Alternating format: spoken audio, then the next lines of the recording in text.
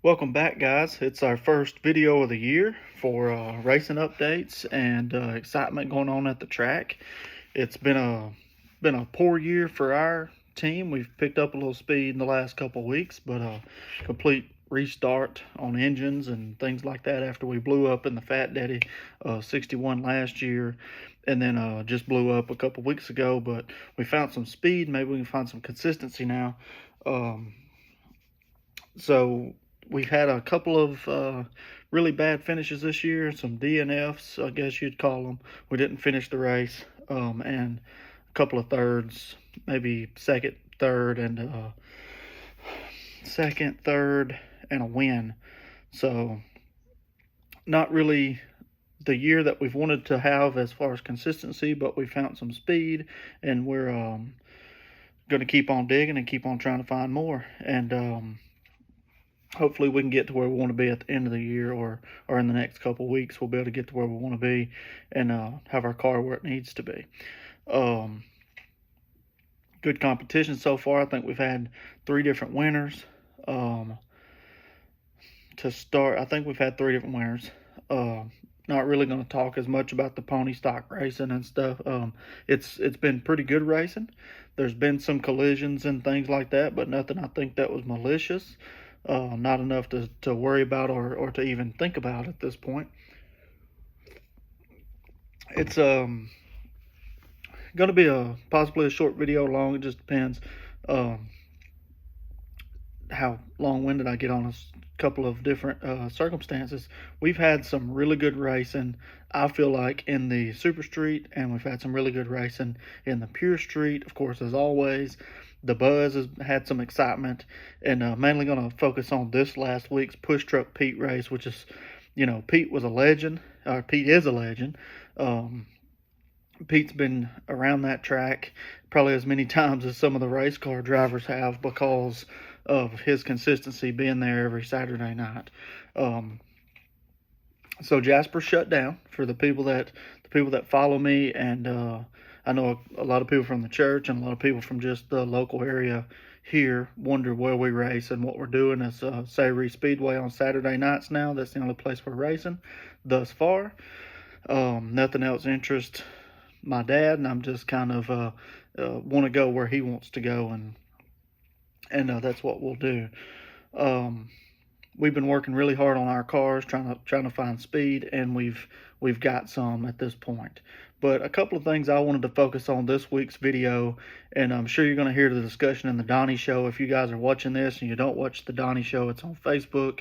It's my cousin Eric, and I would consider him a lifelong friend, Alex Daniels. We went to school together pretty much our whole lives, and now that we've graduated, we wind up in the same circle still. So those guys do a really good show, better commentating than I do. I just kind of throw you my opinions out there, and it's just me talking. It's not you guys getting to interact unless you comment or talk to me once you see me after it's over, which sometimes good, sometimes bad when you guys talk to me after it's over, if you got brought up in the video. But just to start out the year, letting you know that family's well, baby's doing good, wife's doing good,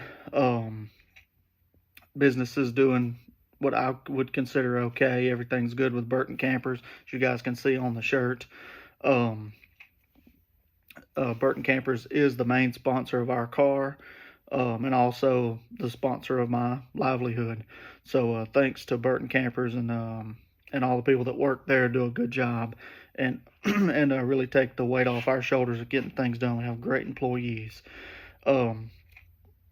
So my initial thought when I sat down to do a video this week was the street stock. When I saw 2 people that I consider, actually three people that I consider pretty good friends, people that they could pick up the phone and call me, and I would come from my house in Calera to wherever they was, probably in the state or country, and help them out. That's the Dawkinses, the Carter Murray and Cameron Kilgore, and their groups as people. I really, their group of people, I like those guys. I like those guys and girls on both sides.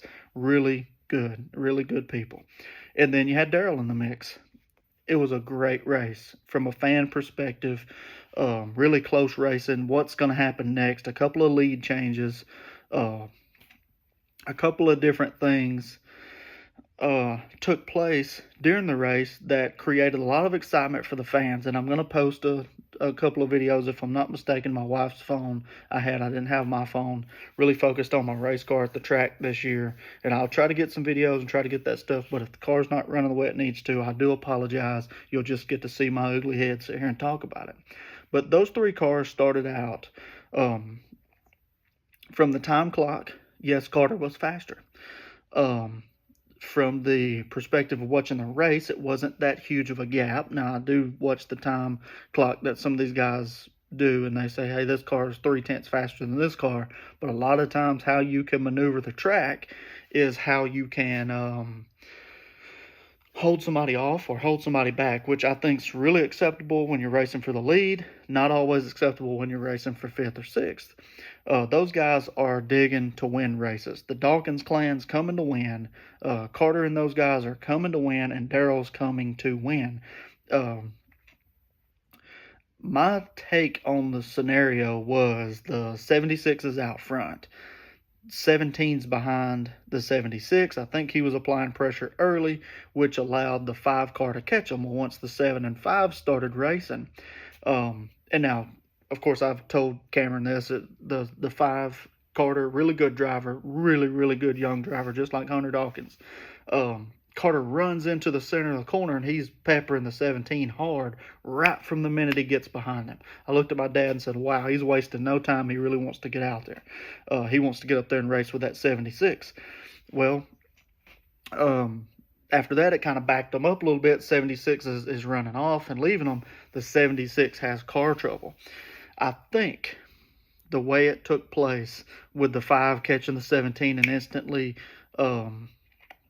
attacking, what I would say he's attacking for the pass, it was almost like he didn't want to waste any time because he didn't want the 76 to get away, and he really wanted to get up there and race with him. So the 17 had a really good run off the center of the corner, about 40 or 50 feet off the corner. He's really got the motor, and he's pulling them to the top end. But the 5 car, Carter Murray, is cruising through the corners. He's really handling well, which I think sometimes makes it harder to pass. You're going to put down a more consistent lap time, but if you don't have the off the corner speed or really have a lot of speed at the other end, it's going to be hard for you to make that pass, especially quick. You got to have it on one end or the other, and you got to set your car up to just not make the mistake on the end that you don't have it. Well, that wasn't happening. All right, so to paint you the picture, the 17 rolls into the corner hard, but in the center of the corner, the 17's a little bit slower. The 5 car comes in, and he's hitting him. Boom, he's hitting him in the center of the corner. Now, from a racer's perspective, if Carter moves down a groove on entering the corner and walks the 17 up the track and comes by him, he makes the pass pretty quick as long as he can break the traction of the rear tires of the 17. Well, a lot of drivers don't, myself included, we don't like to get lifted out of the way to get past. So Carter's apex in the corner, he's hitting it really well, and the 17's got a really good drive off every lap, so it makes it a really good race. Late in the race, I didn't see the 17 hit the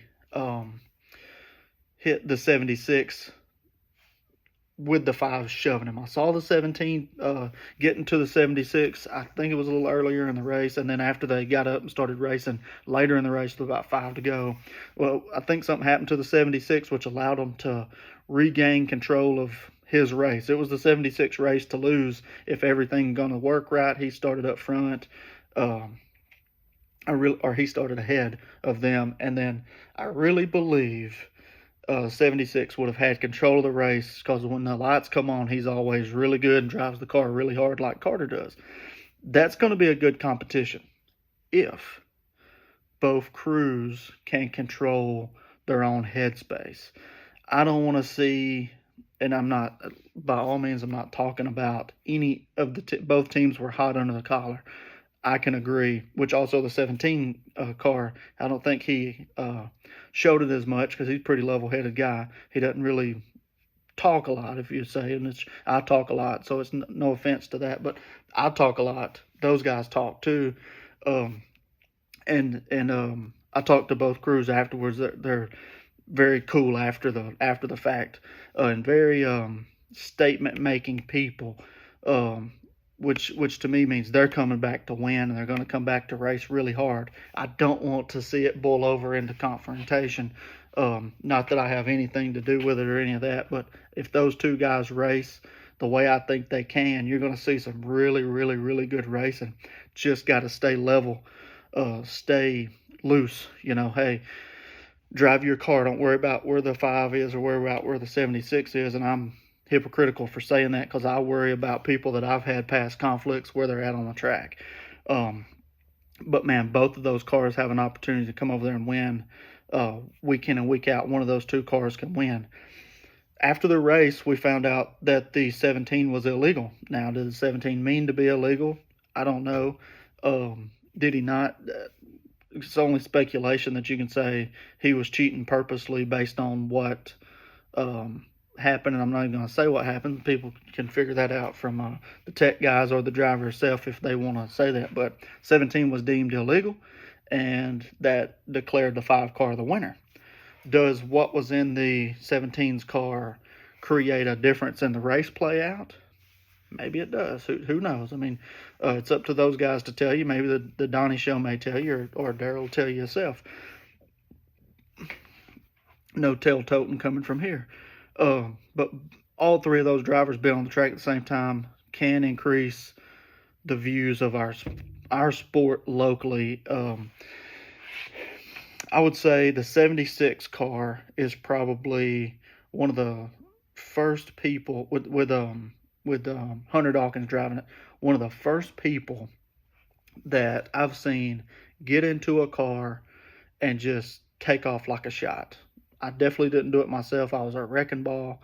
I tore up a lot of stuff. The 76 car, he is I don't want to say a natural because I don't know how hard they worked or if they rented tracks or practice. I don't know. I don't know if he's natural or not. But from just seeing him show up and start racing, Hunter Dawkins is a wheel man.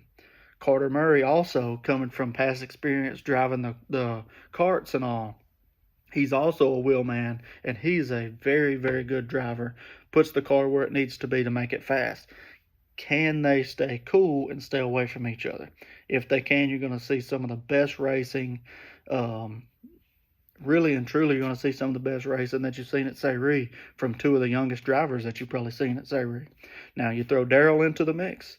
He's fast, too. I would like to see Jeremy Forsythe, which came out and set the standard last year. I don't know that it would make for as good a racing because I think there may be some confrontation there. But, man, if they could all get on the track and all race together, you're going to see some of the best racing. And, just throw the O2 out of it. Jeremy not even coming back. Daryl, Carter, and Hunter will be some of the best racing that you've seen out there. And if I'm leaving anybody out, I know Hunter Bobo's been in the 8 car, and then I think he was in one of the cars with the Paul Jean, Brett Jean, Ryan Logan, those guys, one of their cars. Not sure who owns the cars, but just the Paul Jean camp's what I'll call it. They're going to be fast. They're going to be competitive. Those two young drivers, barring the confrontation, I saw that different than I think the Gene crew did. I saw it different than a lot of people did. The kid was connected to the back of Shark's car when they hit the wall. It's not anything for me to argue about or to see about. I don't think the kid purposely wrecked Shark, which I'm skipping subject here. Hey, I hope those 3 cars, Daryl, Carter, and Hunter, have a great season. Congratulations on how fast y'all are, and congratulations on a great race. Sorry, Daryl, that you got kicked out for what happened or whatever. I think he'll be just as competitive legally as he was illegal if they deemed him illegal. There's going to be, I feel like, some cracking down on the rules and that comes from a source that I won't name, but I think you'll see some cracking down. If you're going to see not protest by other drivers, but the track checking on those rules. So you guys get right because you got good enough cars to win the way you're good enough drivers, really. But moving on to what happened with the kid the week before, don't even know that kid's name. I know one of them's Logan, and then the other kid. I'm sorry, buddy, I don't know your name. Um, hadn't really been introduced, I guess, formally to them. I have Rogan because he's came up and talked to me, but those kids are going to be great drivers, and they've got some of the best. I mean, I think I saw Gary Sanford Jr. working on that car. I saw Paul Jean working on that car. Um, I'm sure there's other people. Brett Jean, of course, and Paul are going to be working on it, but those two are legends. Gary Sanford Jr. and Paul Jean. I really admire Paul. He's always uh, been willing to speak wisdom to me or my dad. My dad really respects him, so I respect him as well.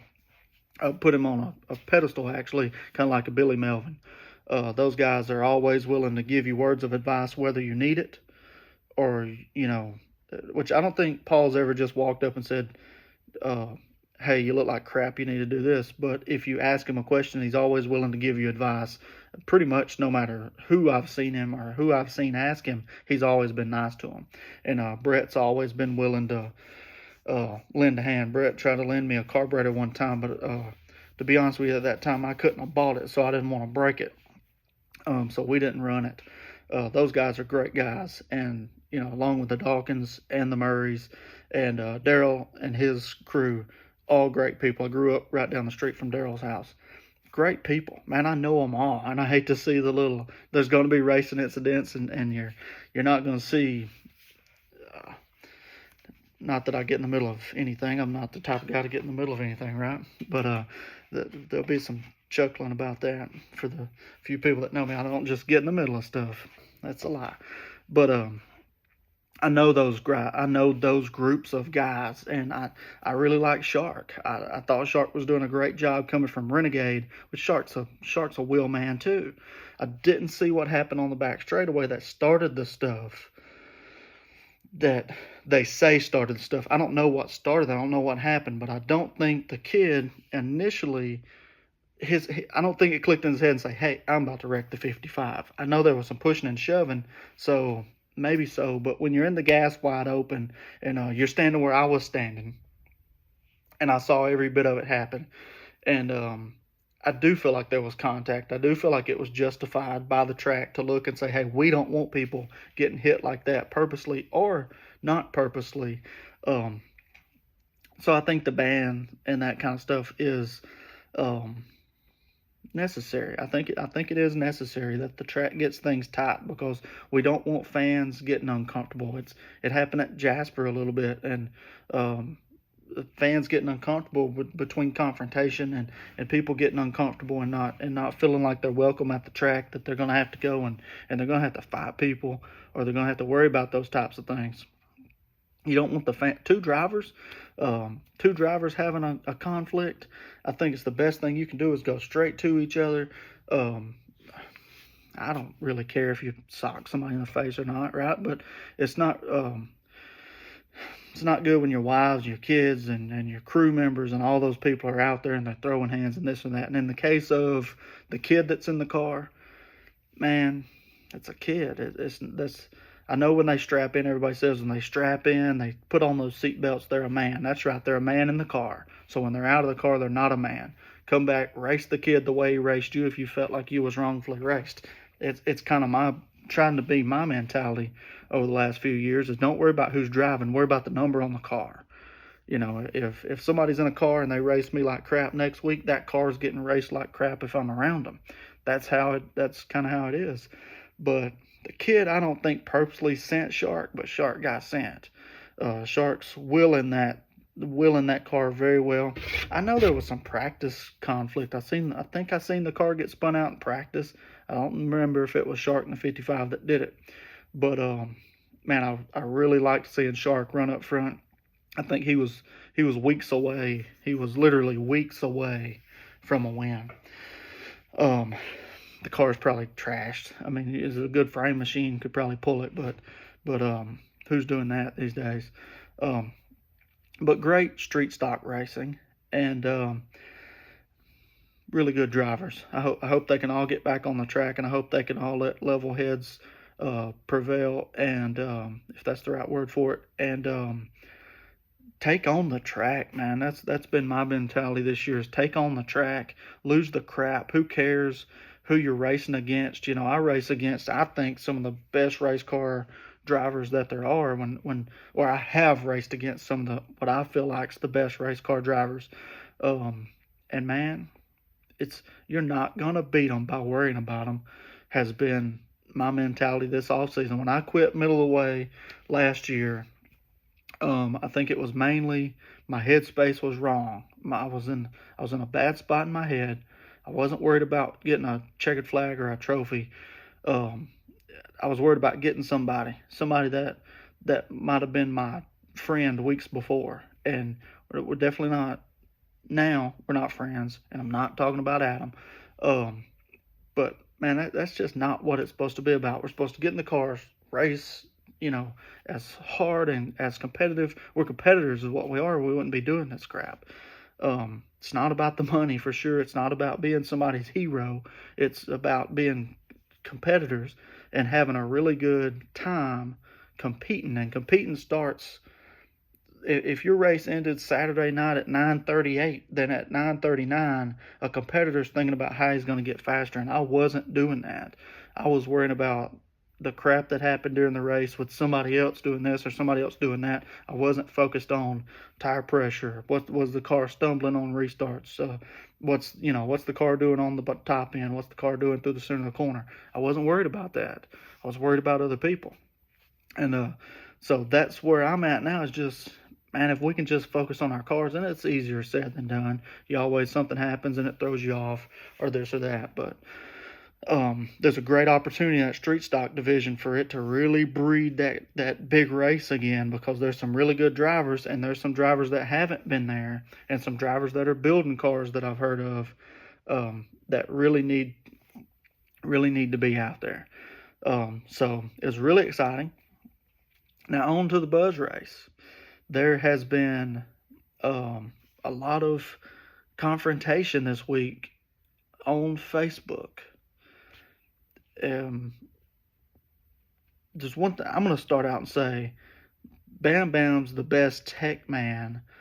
I'm not talking technical. I'm not talking. I'm not talking anything other than just respect, personality, what seems to be loyalty to racing, and wanting to make sure that drivers and cars are safe and consistent, and making sure that we have a competitive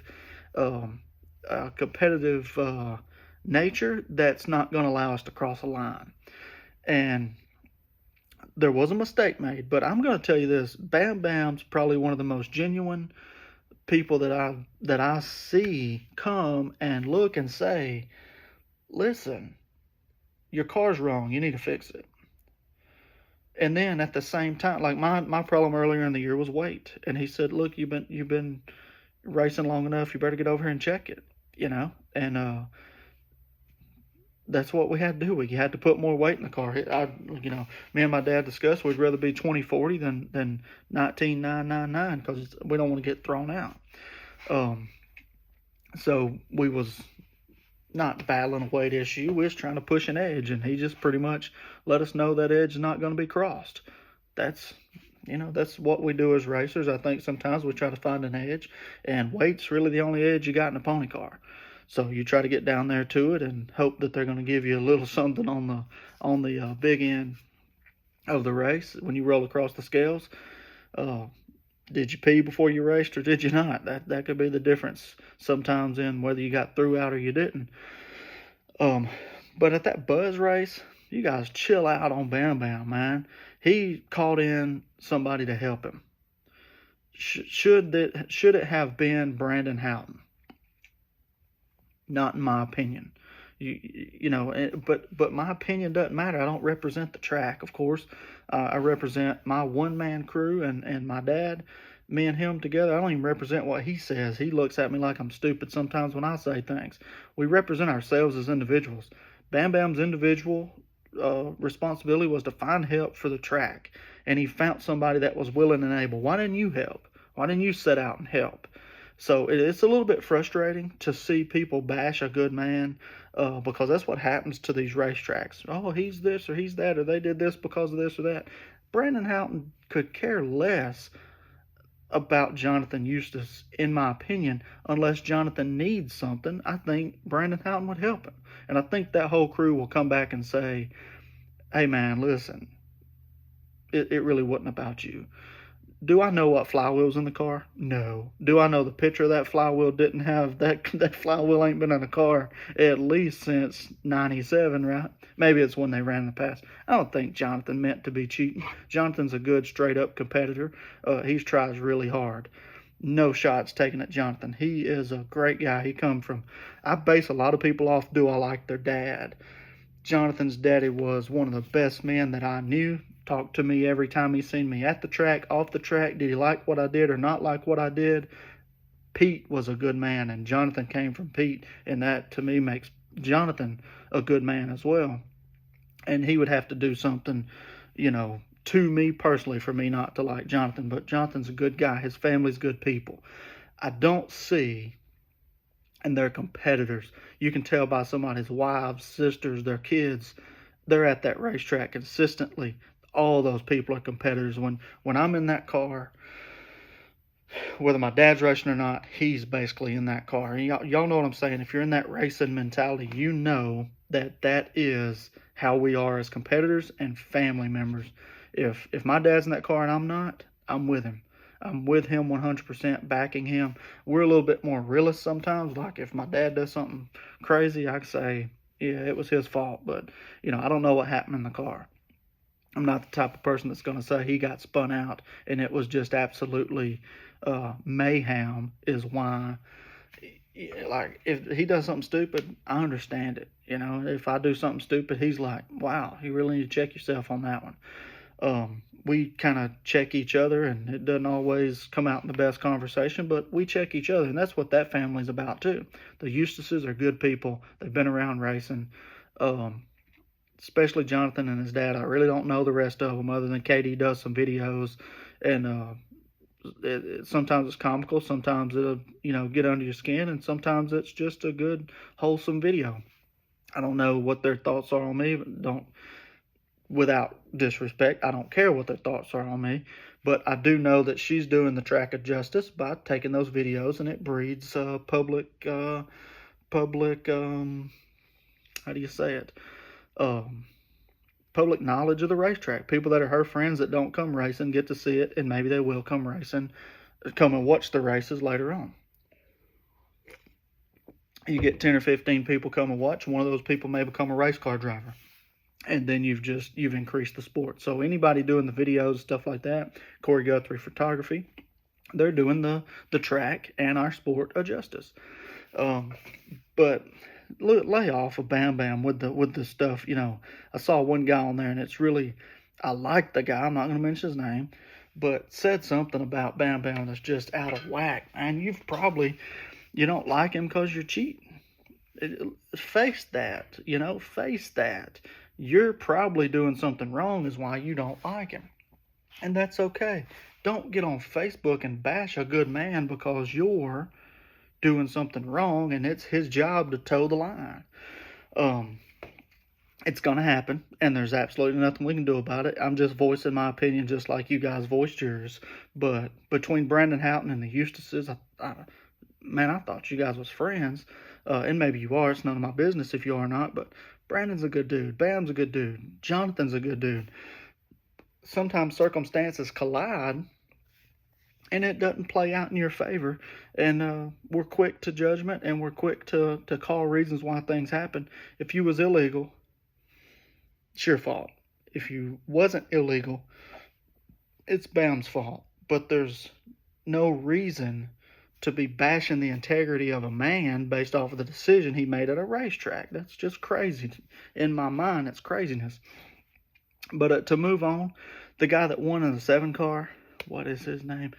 I know your name, man. It's just slipping my mind. But the 7 car has always been a winner.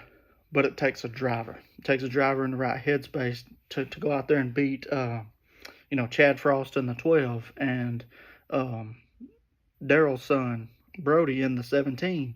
Um, Hated we didn't get to see Chris Frost out there, or not Chris himself, but Chris's car in the Buzz, because that would have been a really good race. He would have added some intensity to the race. But that's just one of those things that happens. Sometimes you can make it, sometimes you can't, and he couldn't make it. Not sure why, don't know why. But they got a really fast car, and it would have added to the intensity. And one night, to bring one thing up, saw Hunter Gurley in what I think was his 46 Pure Street one night, and never seen it before. And me and my dad standing there is like, wow, that car's running pretty good. And then they mentioned it was Hunter Gurley, and I don't know if it was his first time in the car or not. I'm assuming he might have been over in practice, some of the open practices. I don't know, but looked great in a Pure Street car. Looked really good for his first time. That's going to add more intensity because they're going to be fast. No matter what, you're going to see that car's going to be fast. And Hunter did, I would consider, a really good job in the Buzz car quite a few races. Move on from there quick. Somebody in the past asked me not to mention their name in my video, so sorry about that. But we'll continue to if you're doing good. But I will say this, there is some really good racing in that Buzz class, and there's going to be even better racing in the future. Those guys are only going to get better. Jonathan's got a fast car. Don't know if what they said was in his car was in it. None of my business really in that circumstance, but going by what Bam said, I don't think Bam would throw somebody out just because, and I don't think he would let what I'm going to call a tag-along tech man or a helper or a special guest referee, depending on what night it is, throw somebody out for just no reason. Something probably either looked suspicious or was wrong with that car. And I know that's going against what the Eustaces are saying, but it's hard to be, talking in between the both. But my opinion is Bam Bam's probably not going to throw you out or let Brandon Houghton throw you out for no reason. I don't think Brandon would throw you out for no reason. I don't think there was any, hey, I'm going to be the tech man this week just to throw Jonathan Eustace out. People come to our dealership and we will do something that makes them mad. And my initial thoughts most of the time is, I wish those people could just understand. We didn't wake up this morning and say, hey, my number one goal and intention today was to make Mr. So-and-so mad, or to, in Brandon Houghton's mind, it wasn't to, I'm going to be the tech man tonight and throw out Jonathan Eustace. It just doesn't make sense to me. But didn't get to watch that whole race. I don't even know what I was doing. I was watching some of it, but didn't get to watch the whole race. Found myself focused on something else. And I love that push truck Pete race, and I did love the street stock races. Really good racing. There's some really good competitors in both of those classes. Zach Smith. I want to move on to the what I'm going to call the Super Street. I don't know really what they're calling it, but the Super Street division. There's some really good drivers in that division, and you got Chase Sargent came out and won this year, and I want to say Austin Odom won this year, and Zach Smith has won one for sure that I've seen. Now, I don't know if anybody else has won or not, and I may be wrong about Austin Odom. It just pops in my mind that he won a race. Zach Smith's really good, really fast. That's always going to be a competitor. Chase Bradlin was in the 30 car this week, and he was, I think, lacking some practice time in the car. I think every time they went out to make a hard pass for practice, something happened. I've seen it on jack stands a couple times, and I don't think he was really able to make a good hot lap until the maybe qualifying or early in the race. I'm not really sure when he was able to really crack the throttle. I didn't see him get to practice. I intended to watch him practice and see how he was getting around the track in that car, but I didn't get to see it. So that if he, I'm pretty sure Chase is probably on vacation or something, but if Chase Bradley is the driver of that car, it's going to be fast. At Chase Argent in it, it's also going to be fast. Um, but Austin, Chase, Zach, Shannon Dawkins when he comes back, that's going to be really good racing. But as far as Sayre itself as a whole, you guys don't want to miss it. There's been some really good, really good racing so far this year, and you don't want to miss it. I'm excited about the year. I'm excited to see how it plays out throughout the whole year. A lot of people have expressed their intentions of what they're going to do this year, and to see them follow through with it when times get hard will be something I like to see, because it's not always going to be roses when you're at that racetrack, and it's not always going to be roses in the shop Monday through Friday when you're getting ready, or in our case, Sunday through Saturday in the shop when you're trying to get ready. Seems like something's always to be done to a race car, and sometimes there's things that have to be done if you're going to come racing. But it's been really good racing. It's been a really good off season, which allowed us to get our minds right. We got to work on some things, and now, just like that, we're back into it full bore. I think we're 4 or 5 weeks in, maybe, and really good racing has taken place. There's some really good drivers still coming to the track. We saw Gary Sanford Jr. Make an appearance in an 18 modified. We saw John Boy Wilkinson make an appearance in the number 11. We call it a late model. Charlie Melvin's came out. Frankie Martin's back in one. Of course, you still got Barry and Matt. Matt's doing pretty good, I think, in that modified Mayhem. Check out his YouTube channel. There's some really good racing. And there's some really good drivers at Sayre Speedway every Saturday night at 8 o'clock. You can check out their Facebook page, Sayre Speedway, and you get all the updates on whether there's rain outs or rain potential. And they've done a really good job of calling the races that they needed to call. I think they missed a call, but did you really miss it? Because if it would have rained, it would have been right. If it doesn't rain, it's not right. There's going to be some really good racing, and thank you guys for tuning in. If you liked the video, please hit the like button. If you disagree or agree with anything, please leave a comment. And like I said, thank you guys for watching. Check out the Donnie Show. Check out Sayre's Sayre Speedway page. And see you guys next time.